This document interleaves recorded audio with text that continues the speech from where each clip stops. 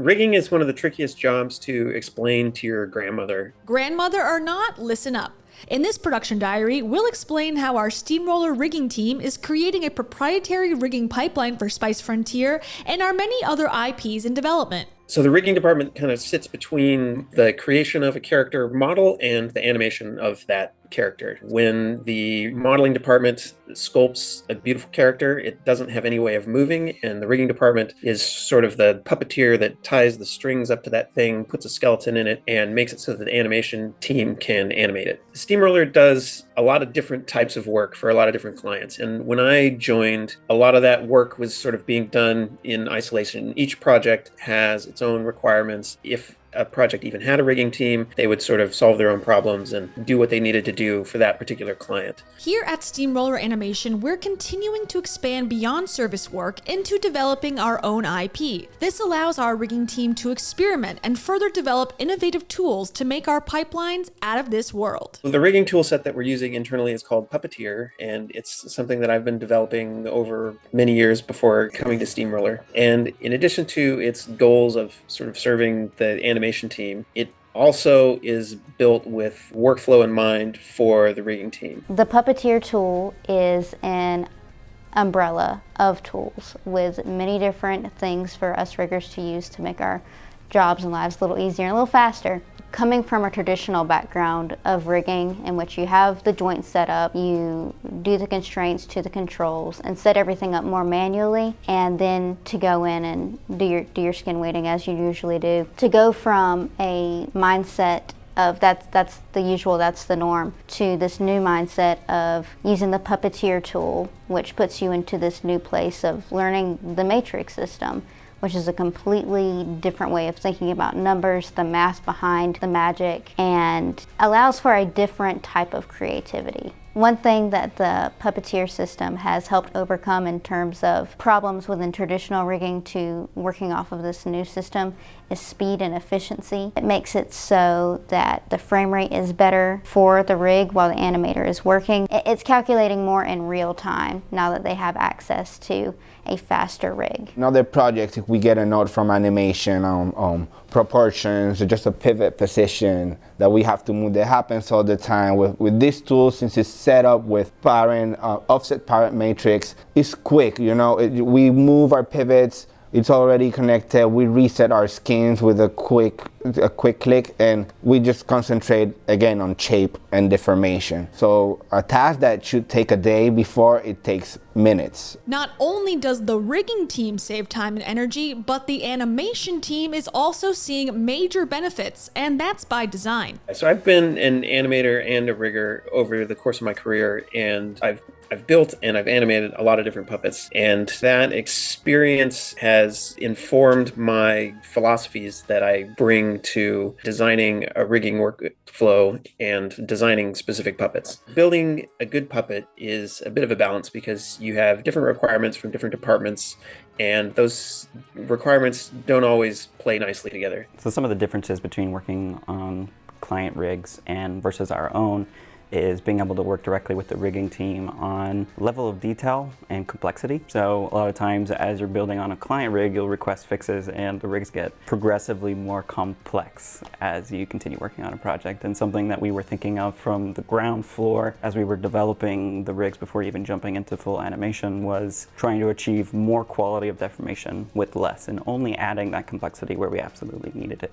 Complexity seems to be the key to the recipe when it comes to rigging. Let's dive a little deeper into the sauce to see how we're accomplishing these intricate rigs with more efficiency. So there's a few novel approaches we've taken to support both sending animation to Unreal and to make performance as fast as possible for the animators. Because Unreal limits us to just skin and blend shapes, the shaping that you would normally do with a suite of like layered deformers, we're having to represent with basically just a lot of joints. Kent has about 400 joints in just his face, which you don't really want to have to animate individually. Controlling the behavior of all those joints requires a lot of rigging, which at a certain point can be a drag on performance. Which brings me to our next approach, which is this strategy of minimizing node count in the graph as much as possible, and particularly transform count. We're using Maya's relatively new matrix connections and nodes to achieve a lot of that. But the biggest gain has been from relying pretty heavily on an older technology in Maya, which is expressions. Expressions have gotten a bad rap in the past, but I've found them to be actually one of the best tools for optimizing rigging, because one expression node can do the work of literally hundreds of math nodes,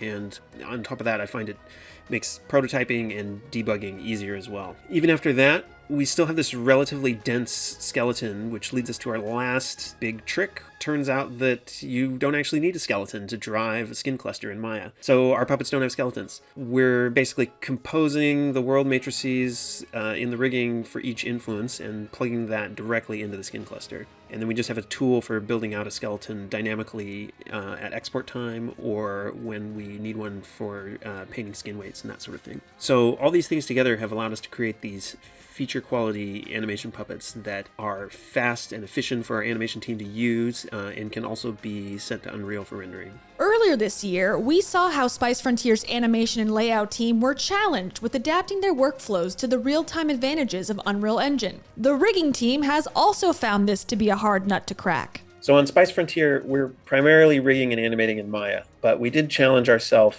to build a rig and do some animation entirely in Engine. So that was the catalyst to actually dive into Control Rig and try to build a feature quality puppet. Unreal has been kind of a double-edged sword for this project. There's obviously a lot of benefits to real-time rendering and the collaborative pipeline that it provides, but compared with what a lot of people are used to in Maya and traditional rendering pipelines, there's a lot of restrictions. In a traditional rendering pipeline, you are generally working with caches, and anything that you can do in Maya, any deformers you want to use, that gets baked down and sent as a cache to the renderer. In Unreal, for efficiency, we're sticking with FBX, and that means that we're limited in the kind of deformers that we can use. It has provided an interesting challenge to rigging, because we kind of have to solve our problems using a limited toolbox. But once you start getting your head around it, you can see that it's been built in a really thoughtful way and a really powerful way. And there's things that you can do in Control Rig that solve problems you never even realized you had in Maya. Now the challenge was, we needed it. We need that same puppet in Unreal Engine. So everyone was kind of green on that area, so we had to train, research, and all of that stuff to make it do what we needed to do from Maya in Unreal. We had a lot of support also from Epic, and it felt incredible, like groundbreaking, right? Like we were right there on the edge, just developing stuff, new updates that they needed for Unreal was tailored to what we needed. Rigging in Unreal has been taking back the traditional aspects of rigging and applying it to the project. So coming from a traditional mindset of rigging, going through the matrix, going through the Puppeteer tool, and then being, in a way, kind of thrown to the wolves in this new aspect of rigging within Unreal. It refreshes you to just remember all the things that you initially learned and how they still do apply, even across programs. Unreal is a challenge because even though it's working off a traditional method of rigging, it doesn't have necessarily everything you need yet. There are some mathematical equations that you can get out of Maya that Unreal likes to keep hidden. One particular sequence forced the rigging team to get creative in their problem solving. We had this one specific challenge with Nexus's arm transforming into a gun. We've got this complicated transformation that needs to be animated, but only in a handful of shots. And so we don't necessarily want to build all that rigging into the base asset so that it's slowing down scenes for everybody. So basically we split that out into a separate puppet, and then Daniel wrote this system for connecting that up to Nexus in the shots that it's required. As a rigger and as a problem solver, it's very exciting to know that we have such a great set of tools that allows us to make these great things, these rigs and characters and props that get our animators what they need faster. And as problem solvers, the more problems you solve, the happier you can be faster. The accomplishment of creating a real-time rigging pipeline from the ground up is reason alone to grab a slice of pie to celebrate. But there's other things to be excited about on the horizon as well. I think something that's really cool about working with the rigs on Spice Frontier is the speed element. I know efficiency was a big driver, but being able to have that speed while also quality of deformation, not having to switch to lower resolution rigs or removing facial animation like we've had to do on other projects that we do for clients, is really exciting because you get real-time feedback, you get to see what the result is, you're not waiting on play blasts, and it allows for rapid iteration. My favorite part of rigging in Spice Frontier is really the characters. Big charm, they're great characters. I love all of them. And just the topology, just the models are so clean, so good to work with, right? I love our modeling team, and I wish I could rig more characters, to tell you the truth, because I like them all. I can't wait to rig more characters for Spice Frontier. There's a lot that I like about being a rigger at Steamroller. My experience in other companies, using other people's systems, using my own systems, the status quo of rigging in the industry has been kind of stagnant for a long time, and having the opportunity to try and push that in an environment where I feel supported and we're working on cool projects has been really great. I think we've laid a really strong foundation. It may not do everything that we need for future projects out of the box, but it's basically a feature set that now we can sort of add on modularly. So we can have multiple characters in there and get real-time playback, user-friendliness. That's really exciting for the future. You know, we've been able to establish that, and I think sharing that with other clients' IPs in the future is a great opportunity, and I think they would really benefit from that. The tools we're developing with this Puppeteer tool, I feel like it's the future of our rigging team. Like, we are able to develop kind of like our signature. I'm excited to get more projects, use these tools, and just show everyone what we're able to do here. Still hungry for more insight into the production of Spice Frontier? Coming soon, The Stakes Are High will explore our Unreal shot build and finaling process.